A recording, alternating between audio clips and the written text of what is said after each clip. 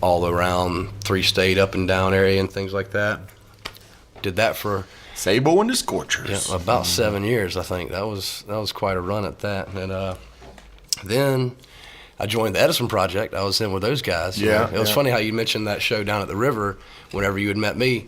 The first time that I'd seen and met like Dave Furman and Zach Swinson was actually at that show too. Oh, okay. And they were like 16 and 17 Yeah, at that point in time, you know. So, I mean, that's cool. To kind of like something that happened that long ago or whatnot and remembering it. And then it was like, oh, man, that's whenever I first met him. Right. And I didn't even really meet them. I'd heard after the fact that they enjoyed seeing me play and things like that. And then they're like, man, that was like a day that meant something. Like, that kind of thing, you know. So meeting them, played with Edison Project for about 2 years and had a lot of fun with those boys. Just real good time playing with those guys, you know. And then that band split, and then was just playing here and there, acoustic stuff like that. And then we did the Sibling String. Sibling String. Yeah. That was something else there. That was Henry Wynn, Devin Roof, Dave Mercer, Jacob Belts, and myself. And that was a good fucking band. We had a lot of fun, you know, a lot of Whiskey Wednesdays. Yeah, I was gonna say a lot of whiskey involved in that. Yeah.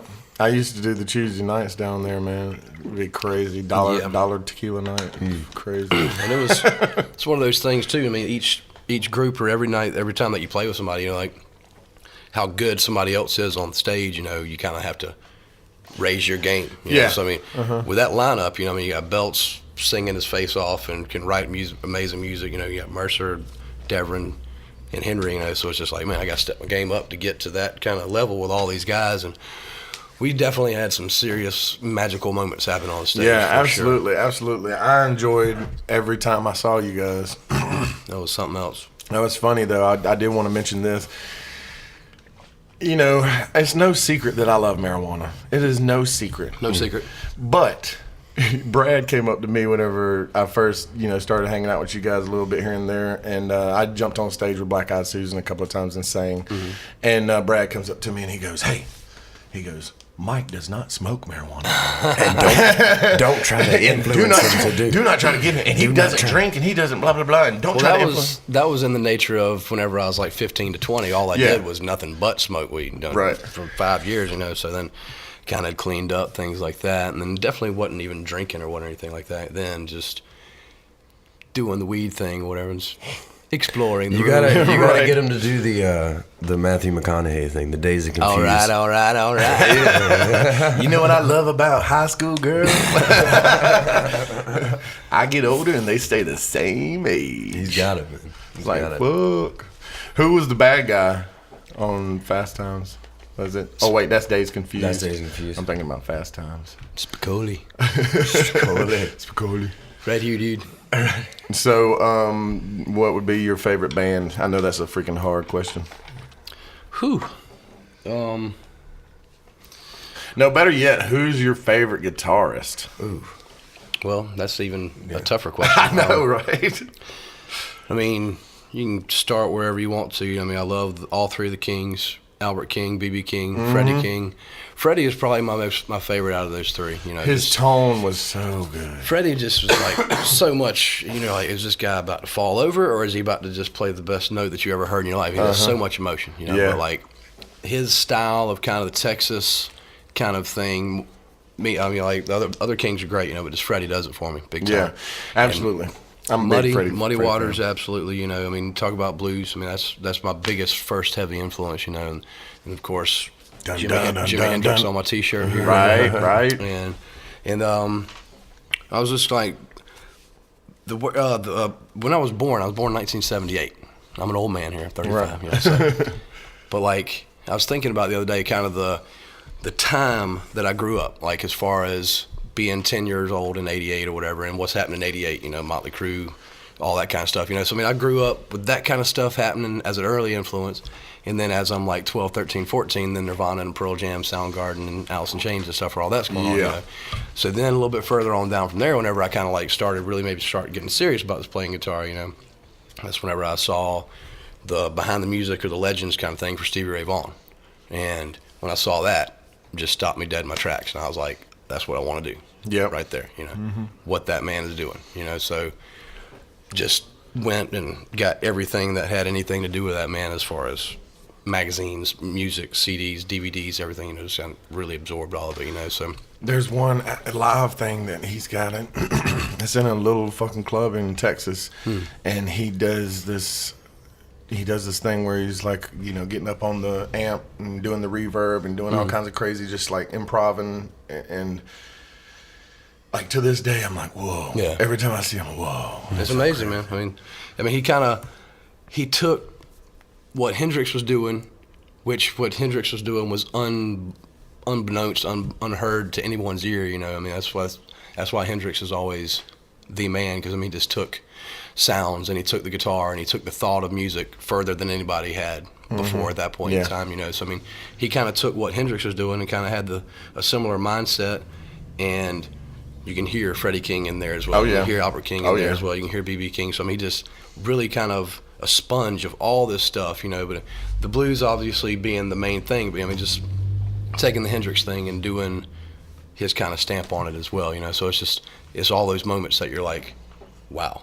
How did that happen, or what? It's like you said, it's music. It's just the thing that it's crazy. It's an antenna coming from somewhere, and here it happens. But like, Dwayne Allman. Oh my God, Sky Dog, Muscle Shoals, taken from us way too early. Yeah. Oh my Lord, But I mean, like.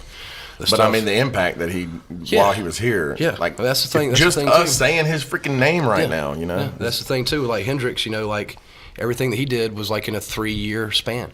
Yeah. I mean, from 66, 67 to 70, whenever, Yeah. And then Dwayne being gone at 24. And, I mean, Stevie, he was gone at 30, 35, but, I mean, he had a little bit longer run of it, but, the impact that these people have on you just so quickly, But, like, to answer the question, I mean, Stevie Ray, Freddie King, Dwayne Allman, Dickie Betts, Jimmy fucking Page. Oh, yeah. Oh, my Lord. I mean, just the Les Paul, just... I love that song Jimmy Vaughn played about the Alpine Valley the last night that they were together. 6-stringer down. I thought another 6-stringer down. I love that. Yeah, it's a good song. It always makes me get all emotional and shit. So where are you from, Phil? Where you hail from? Around Myrtle Beach is where I was born, and then so right near the beach. Right near the beach. The coast. I love Myrtle Beach. Yeah. It's a dirty little city. Dirty Myrtle. Dirty Myrtle. So around about there, and then I spent a good deal of time in Columbia, and then Aiken when my parents moved here, and then ever since Augusta, I spent a little time in Charlotte, not long. I like Charlotte. I like North Carolina, period. Charlotte's okay. It's a really nice place. Charlotte City is cool. The people are kind of, it's very suit and tie oriented. And they don't have so much pollen. They don't have so much pollen in Charlotte. Yeah, they clean their pollen. Yeah, they got clean a pollen. Their pollen is refined. They've got a depollinator. So. Oz, on the other hand. Wouldn't that be awesome? Yeah, exactly. I'm just stuck on pollen. That's all Phillip's I can talk really upset about the pollen. I can't deal with it, man. I can't deal with it. Can't do it. When are you playing next? Tonight we're playing. Oh, where are y'all playing at? We're playing together, actually, full band, which we don't get to do as much because Kenny and them are so busy with the album coming out. But when we do get a chance to play full band, there's going to be a pint of blood on that stage. Yeah. Hell yeah, that's what's up. Where at? We're playing at the Wild Wing Cafe on Washington Road at 9 o'clock tonight. Phillip Lee Jr., myself, Brooks Andrews on bass, and Justin Benson on drums. You know what one of my favorite things to eat? What's that? Buffalo shrimp. I might have to go to that show tonight. There you go. I'll be like, cook me some shrimp, put them in the buffalo sauce. Boom, boom. Bring them to me. I'm going to listen to Bademie and Phillip, okay? Bring the thunder. Wild Wings tonight, and then we part ways. I go to Greenville tomorrow, and you go to Savannah tomorrow. Savannah, and then I'm back in Aiken on Saturday, and you're still out of town, aren't you? I'm in Charleston on Saturday. With the Kenny George Band? With the KGB. That's what's up. Y'all back at home team, or y'all going someplace different? Wild Wing both nights. Savannah Wild Wing downtown, and then the downtown in the market Charleston Wild Wing. That's cool. How's Charleston food scene going on? I know that they got some killer freaking food down there. We went to this place. We played at the Trio down near Francis Marion, and there was a little burger joint right next to the place, and I was highly impressed with theirs. Kind of a gourmet burger idea, Right on. It was real good. How about downtown Augusta? Man, Where you like to eat. man, Here we go with this, man. You're gonna find Phillip Lee Jr. and myself at your local Cafe 209 Oh, yeah. because we can't get Check enough it of out. the Soul food. Check it off. Man, Check that it place is It's so mind good. blowing. Yes. Yeah, and that lady that cooks, she's just like, I do it because I love to do it. And they've gotten to the When point you now put where love they're- like that in the food, They you know bring it's the gonna plate be of good. food. They're Here's your bringing- love. Yep. Yes. Here, Here's your baby. love. Here, baby. They've already sprinted. Just love it. We go to 209 a lot. We go to Whiskey Bar a lot. Whiskey Bar Kitchen across the street. Kenny and Bobby, love those guys there. Yeah. All the boys Have and some girls. great stuff over All there. the boys and girls. Yeah, they'll be on the podcast, I think the 17th with Kenny and Bobby? Adrian. Nice. Oh, nice. Yeah, I asked Bob, and Bob was like, well, I should get my brother Kenny on there, too. Yeah. You know, Bob. That's super cool. I think that's awesome. That'll be Bring awesome. them in. That'll be real good. Yeah, I thought it would be cool to get, all three of them in because, they could, lay down the history too, Sure. And then it was cool to talk to Coco about the history of what, because literally, in the early 90s, downtown was a ghost town. Yeah. I mean, there was Joe's Underground and Fox's Lair. Yeah. That was it. Yeah. And then you had your strip clubs, but I mean, and then, Coco opened the Soul Bar, and then Blue Sky and Nachos. Well, I remember coming down, I was saying when I was getting my first guitar at 13 or 14 or whatever like that. Got it at Jay's Music, which is where Used the to be loft downtown, is yeah. where the loft is Yeah. right now. So I mean, I remember coming down as a 13 or 14-year-old kid, like, ooh, downtown. What is it? Then walking into the guitar shop and just being blown away. So I mean, Nowadays, it feels like I call it an adult playground. Yeah. Downtown is like an adult playground. to Sure, me. sure. I love it. And the energy downtown is really cool too. And there's a lot of history downtown, like the Haunted Pillar is really interesting. Yeah. And there's over on the canal whenever they were building that dam that everybody walks across now over there by Lake Olmsted. the locks and stuff. There's up by that metal utility shed. There's a little memorial thing, Okay. and it back in the 1800s when they were building that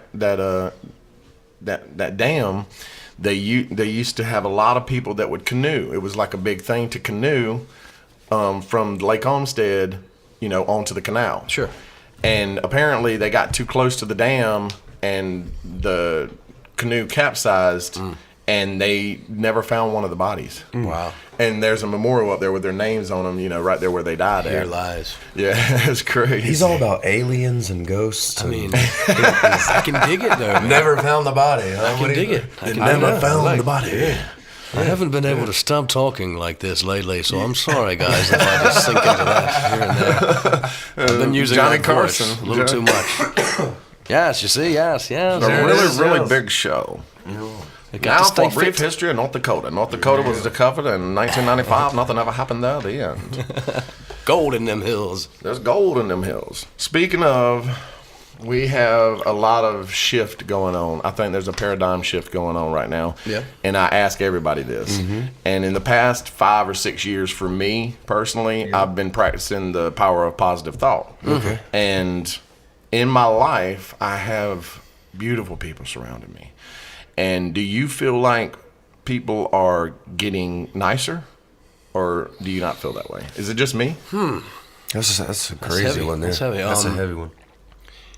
In general, as a whole population, Yeah. I would say I don't think so. But the folks that consider like great friends, best friends, I mean, that Here's you the can other- feel the love yeah. between that. But I mean, just some guy walking down the street, is he going to say hey to you, or is he going to say fuck you? Or to he's you? gonna You know? smile. Unless there's an ice storm going on, because then people are so fucking nice to everybody. They're just trying to help everybody. But see, that's the thing though, is maybe individually, if you come up and ask somebody for help or something, they may look at you weird or something. But if everybody's thrown into the same boat of an ice storm We're getting or a boat. hurricane, Well- or whatever, yeah, we're getting a boat, by the way. Oh, that's awesome. Yeah. I want to go on a boat. Yeah, we'll go on the Coming boat. on the boat. But then all of a sudden everybody wants to help, and so it might be a The greater good for greater everybody comes good out. kind of thing. Sure. Yeah. Or maybe they get on News 12 or something like that. If they help. Yeah, So, I don't It's know. it's a a round vast- question, as Yeah. far as like I said, just Yeah. as a whole. I can see that. Yeah. I mean, it's like. But the camaraderie between But if you ask the Humans. people for downtown Augusta, musicians, servers and bartenders, bar owners and stuff like that, and places that we play, we're all going to help each other. Yeah, that's We one have of the the same things. we That's all one of the want to things. accomplish the same goal. Yeah. I really So- love that about music. It's Yeah. one of the few businesses that your competition actually helps you out. Sure. It's like, Yeah. yeah, come and play with us, and we'll give you an opening slot or whatever, and help you Because out. like I'm doing the same thing that you're doing, and we can help each other. Yeah, exactly. Try to accomplish that. But see, a goal. lot of cities aren't like that. I feel like the bigger ones. Like when I went in Charlotte and played a couple gigs in Charlotte, it was show up, it was play your thing, and then go. We have a beautiful music scene. I'm what I not was the, gonna say. I'm you know, and you know, you have cliques in every scene. Yeah. But I move amongst the cliques, all of them, right. and really, I've never had much experience of people talking bad mouthing any other musician in our scene, right. and I love that because Yeah, it is. I've been to so many places where they're like, fuck that band, you motherfuckers, blah blah blah blah blah. No, dude, they're musicians and they have balls enough to get on stage. There you go. Respect, you know. It's definitely a very, very, very well-rounded and loving community that we have as far as the music here.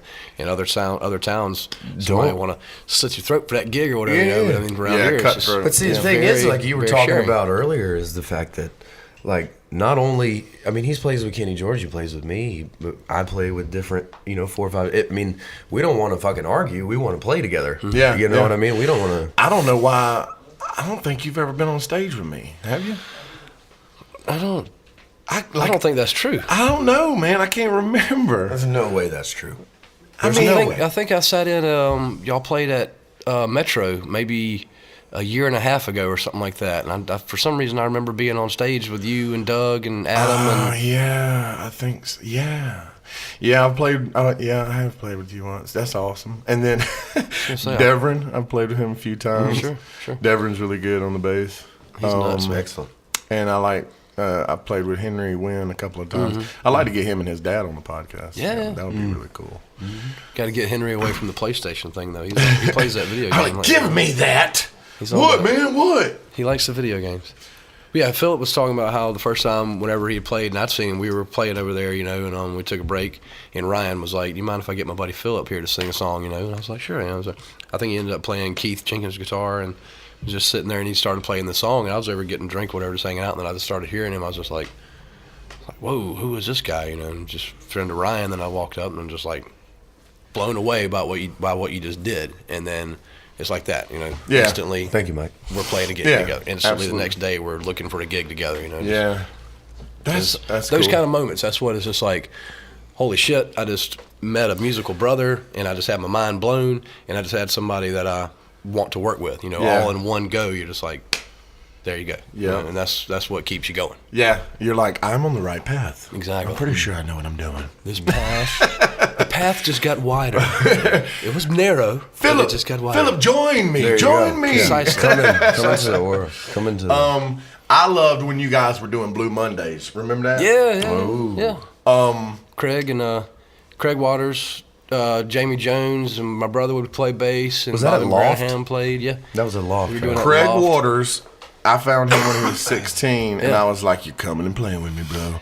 And I he saw played the him- first time with me on stage, and now look at that motherfucker. Yeah. That is some crazy shit. I love what he's doing. The thing about Craig, I used to live right over here on this side of the road, versus across from Metro. Right. And Craig was out there playing. I don't know if it was the first Friday or what it was, but like it was Craig and Bobby McGranaham playing Yeah. bass, and whoever the drummer, I can't remember the guy's name, but I'm living over here. And I'm hearing some stuff going on. And I was just like, who's playing? I'll reach out out the window, and I saw these guys, whatever, and I could hear what was going on. And I was just like, holy shit, because Craig was burning some stuff at like fucking 16. I know, So, right? He was hitting it hard too. He attacks that guitar. yeah. So I walked over and just kind of sat down, was listening to what they're doing, and I was just like, well, here I thought I was doing something. Look at this! Look at what this kid's doing. Right. He's half my age or whatever. So I was tempted. I didn't, but I should have. I was going to go back to my house and grab my 1963 Fender Stratocaster and bring it across the street and say, "Hey, man, play this for a minute." Yeah. I almost did it. I wish I would have. Just because somebody out of nowhere that he had never seen me didn't know anything about. Hand him whatever. a 63. Try Handed this. me that. Try this on Play this percent. for a minute. Try this on I want to percent. hear what you can do with this. Right. I should have done it. I didn't, but like I said, it would have been something. I had an instant where my guitar was laying around and a badass musician. He plays like flamenco style. His name's Jay. I can't remember his last name. Anyway, he's a badass, and he does that flamenco.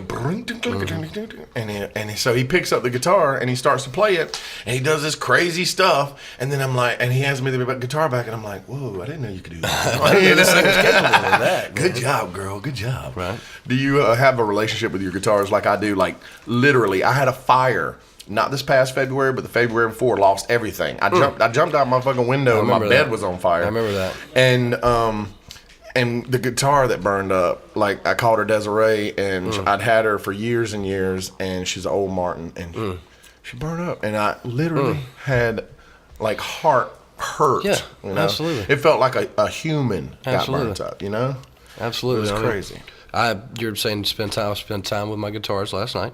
Right, a little quality time. I changed the strings on my Telecaster and my SG, and you wiped them down. And gave them a little love, gave them a little attention. It's like, I'm not just going to pay attention to you when we're on stage. I'll give you some house time too. Yeah. A lot of guys get, and whenever you get to the point to where we're at, I mean, pretty much the professional level, you're.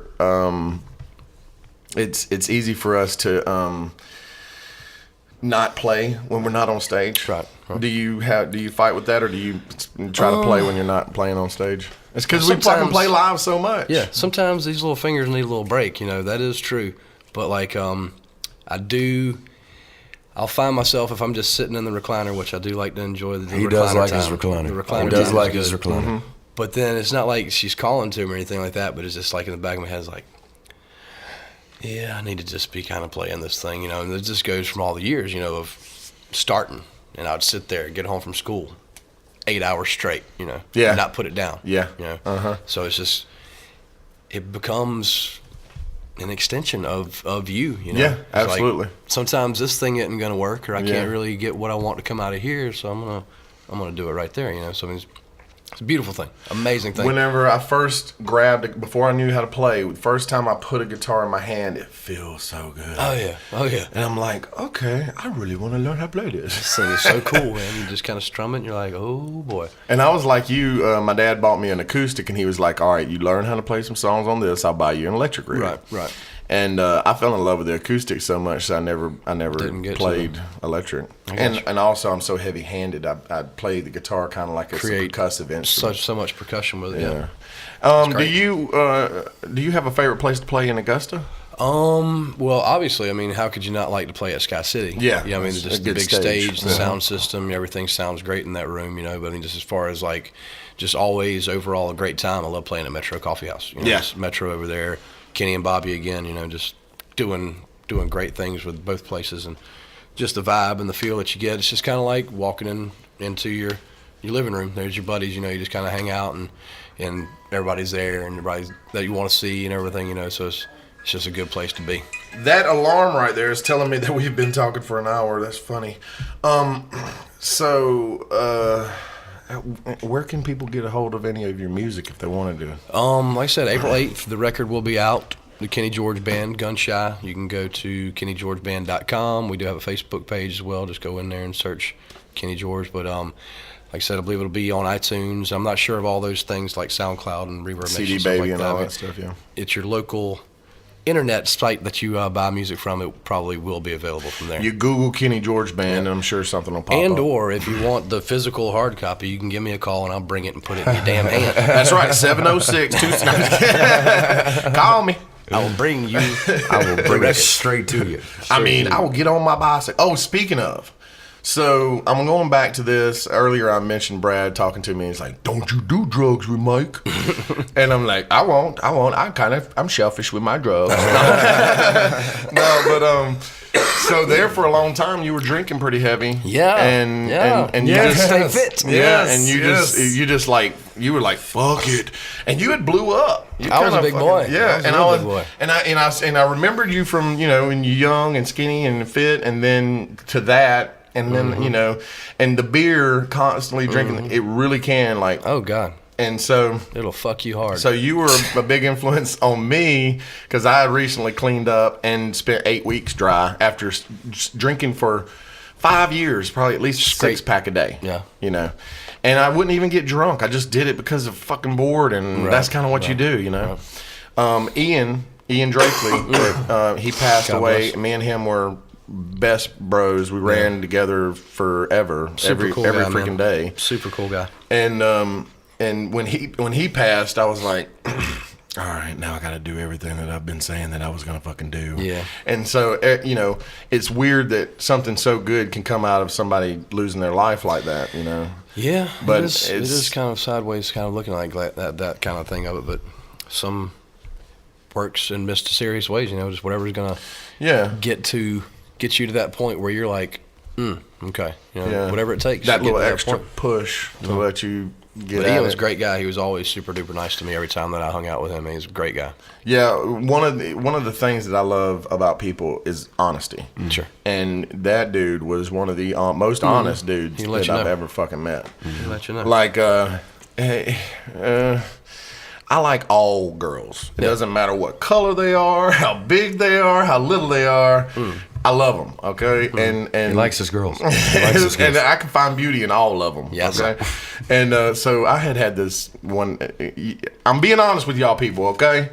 I had this one night stand with a black girl, and Ian was like, "You slept with a black girl?" And I was like, "Ian, stop it right there, dude." Yeah. I was like, "All the shit you do, and you're gonna give me shit about sleeping with a black girl? I lost my virginity to a black girl. I slept with lots of black girls. I like it. I like black girls." And so, but he was honest like that. He's like, "I'm gonna tell you what I think, no matter what you think about it." Do you have many people like that in your life? Like honest, like one of those people that you can go to and be like, "Dude, am I fucking up?" Yeah, I guess everybody needs that kind of person. Oh yeah. Phillip, me and Phillip instantly became best friends. You know, from the encounter where we played, or I saw him playing, and then we started playing together. You know, but like me and him definitely are always just constantly kind of like bouncing things off of each other as far as like, "Oh, I got this thing going on. What do you think about that?" And, you know.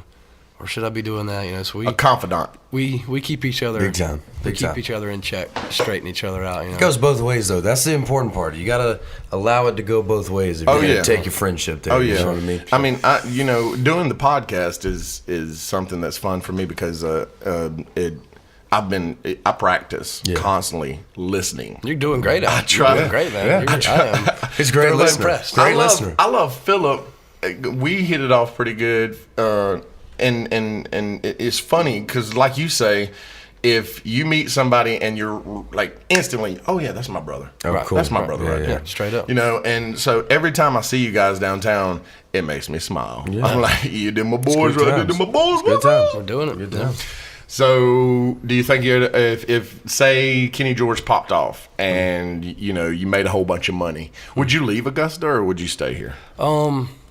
Always, it'll be home. Always, you know, I mean, just like Phillip was saying, he left and came back, things like that. You know, it's just kind of like the people that you meet here, that's what makes it home. You know, that's the people that you meet absolutely on a daily, in and out basis. You know, just the people that you get to hang out with, and it's been home for so long. You know, I mean, it will always be home. And I mean, if it does pop off, and me and Phillip get a boat, and then we're just going to travel around the world. Hell yeah. We will have houses here. We're going to bring Cafe 209 onto the boat with us. Oh, hell yeah. Bringing them. Yeah. Woody's coming. Is that where we're eating lunch? Right. Cafe 209? Like, they're going to be on the boat. Hell yeah. And they'll just bring it to us, you know. So, but we'll always be home. I mean, how could I not want to come here and hang out at Metro and go to Sky City and see somebody play? And then I do like blues rock, but if Kenny George band pops off, I need an opening slot. Okay? Yeah. There you go. Okay. There you go. Consider it done. Okay, everybody, you heard that, right? We can all. I've got witnesses. Trust me, the boat will be big enough for everybody. Hell yeah, that's what I'm talking about. Raymond will be there. Raymond will be there. Well, man, I want to keep on talking because this is awesome. I got to have both of you guys back, but next time I'd like for you guys to bring your guitars and maybe do a couple of songs or something like that. Gotcha. Well, that was whenever you initially mentioned to me talking about coming and do it, and I was like, well, Phillip, my best friend's got to come and hang out. We got to do the thing together. Yeah, you know, so. We can do the outro song. It's the Soulcast. It's the Soul. Phillip, where are you? Are you online? Like, can they Google No, you? man, I have a Twitter. at This is Phillip Jr. Facebookless This is Phillip Lee. I don't even have a Facebook. understand. All right, so right now, if you follow me on Twitter at Phillip Jr., I'm doing nothing but playing live shows right now. I am going to dedicate a certain amount of time to write and to get mass-produced material out to people, but that's going to come at like a certain point in time where I focus on that so that it can be meaningful and purposeful. But for right now, I'm trying to hone the skills of live shows, which it has been great, man. I am playing. I'm telling you, man, the past, I don't know, like 12, 16, 18 shows that me and Phillip have been doing together, some stuff's just been firing off. I mean, that's what's up. Talking about honing the skills and stuff like that, and figuring out the dynamic. I love that. Some things are cool. Every time. I love it whenever you get off stage with a group of guys and you're like, "Holy shit, dude!" Yeah, exactly. That we've been having nothing but This is That's crazy. awesome, man. Yeah, it's been wide-eyed stuff. So, but yeah, if you know, I mean, if you're hanging out and you see me downtown, just ask me when I'm playing again, and I would just want people to come to live shows and have a good time. Phillip and Bademie are very personable people. You can approach, and me, if you're downtown, fucking say hey to us. Yes, please. If even if we don't know who you are, like I've got like 3,000 something Facebook friends, right? Yeah. Right. And I constantly get people coming up and they're like, "You're Happy Bones, right?" Yeah. There you go. And I'm like, Happy "Yeah, Bones. what's your name?" You goddamn right I am. Yeah, that's darn right. You're that guy from Crocodile Tears? And I'm like, so yeah, if you guys see us downtown, come up and say hey to us because we're nice guys. We're not. We won't bite. We won't, unless you like it that way. If you guys want to mail the show, you can get me at the Soulcast at mail.com, not Gmail, at mail.com. Write me and give me suggestions of guests and shit that I should do for the show. I'm gonna do a lot more shit later on. I'm gonna start doing going out into the scene and letting people, because a lot of people don't understand. It's a weird stigma with downtown, especially with the news wanting to be negative about everything. Sure. All they talk about is negative crap. Yeah. But downtown's beautiful, and I want everybody to know you can come down here and enjoy it, and it's a lot of fun. Everybody's nice. It's beautiful every day. It's beautiful every day. And you can usually find us at the Metro in the afternoon. That's right. Because we work at night, motherfuckers. Yeah. All right, so we're about to do the outro music, and I really appreciate Phillip and Mike being here. Thanks, man. And if you guys are out and about tonight, go by Wild Wings and check out 9 o'clock. These guys at 9 p.m. and eat you some wings and drink you some burrs and tip the musicians. Also, any musicians that are coming up and they really haven't had getting at much exposure yet. If you guys want to get in touch with me, I'm thinking about while I'm having guests, have a couple of guys come in and maybe do some acoustic songs or something like that. So if you guys want to do that, holla at your boy. Also check me out on Facebook, Happy Bones. If y'all Google Happy Bones and y'all Google Micheal Bademie, some shit's gonna come up. Okay. So we're out, homies. Thanks for having us, sir. Absolutely. Thank you. We'll see you down the road. You will never be the same because you were just listening to the Soulcast with Woody Wood. We'll see you next week.